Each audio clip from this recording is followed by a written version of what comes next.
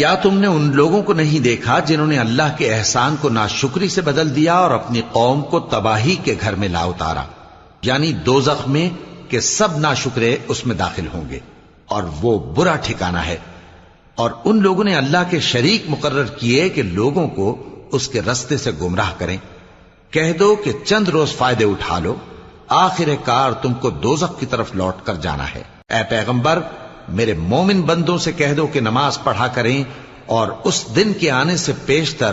جس میں نہ اعمال کا سودا ہوگا اور نہ دوستی کام آئے گی، ہمارے دیے ہوئے مال میں سے پوشیدہ اور علانیہ خرچ کرتے رہیں۔ اللہ ہی تو ہے جس نے آسمانوں اور زمین کو پیدا کیا اور آسمان سے مے برسایا، پھر اس سے تمہارے کھانے کے لیے پھل پیدا کیے اور کشتیوں اور جہازوں کو تمہارے زیر فرمان کیا